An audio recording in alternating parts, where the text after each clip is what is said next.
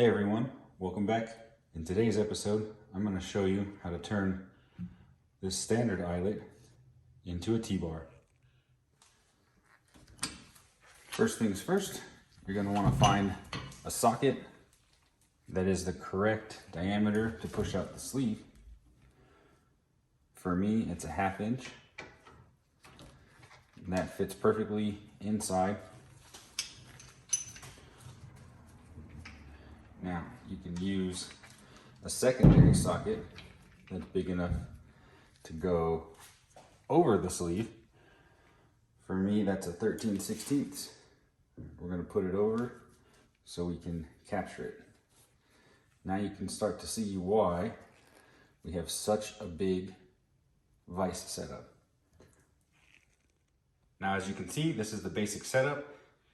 You also don't have to use the deep wall socket for the capture side. That's what I had closest, but I am going to actually use the shallow one. You do want to use the deep wall socket for pushing through, so you need to be able to go all the way out. Now the setup on this is kind of tricky by yourself, but you can get it. And once you do, it's pretty easy to start making some progress. Just a couple of turns, we'll get it in there. Now you don't have to go all the way through. As you can see, that was not a lot. And it's already out. Now the T-bar kit, I believe, can be from anywhere. This one is from Viking specifically. It is their 3.5 inch width. That's the most common according to the tech person on there, but ask your lower control arm manufacturer what you specifically need. Comes with the 2 mounting bolts and lock washers and the retaining springs. These are a little bit of a pain, if not a lot of a pain, to get on. So I would recommend putting the first one on, which you'll need some snap ring pliers. These ones are not super good, but they are what I could get a hold of at the time. They like to come off real easy, but they will work.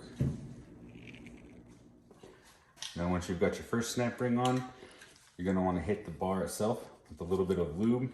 Make sure that it's something that's safe for the poly bushings. I'm going to use some WS2 dry lube, but you can use anything that is safe for that kind of material. It's not crazy important, but every little bit helps, right?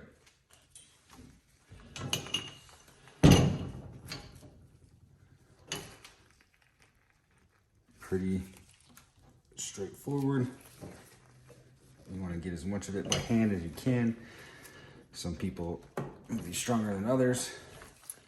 Once you get it most of the way through, now is when you would probably use that longer one. And you can use a hammer by hand, holding it in the air. Also, if you like, it really doesn't take much.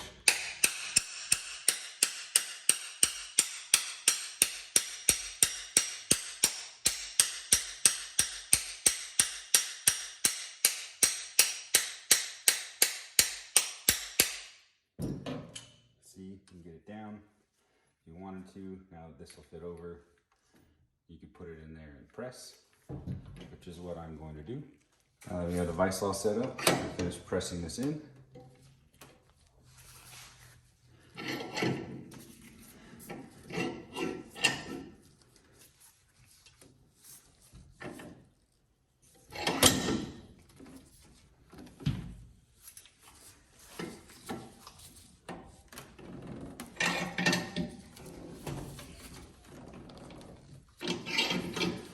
You want to go a little tight with this because that other retaining clip does not stick out very far at all. You probably have to push it in as well. Can't even see the groove for that pin on there right now. If you look you can't even see the groove that you have to press that on there now. So we're gonna deal with that next. What you're gonna wanna do is get the other one on. It's not clipped in the retainer. It's not even sticking out yet, the groove. You're gonna wanna make sure that it's facing up or somewhere away from the jaws, because we are gonna use the vise again to push this the rest of the way. So get it down as far as it'll go. We're gonna go back to our socket.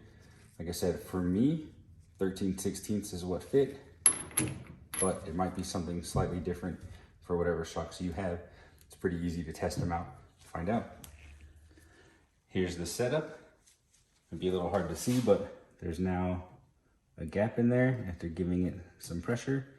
We're just gonna keep working this snap ring over until we're able to lock it in. The end result has both sides clipped on.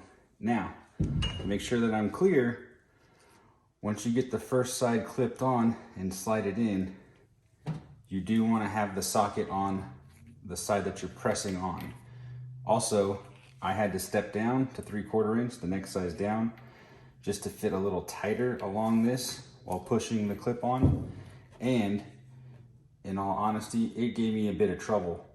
So I took it off and made sure that everything was lubed a lot better. Put this on the side that was not clipped. This one was previously clipped and we pushed it in.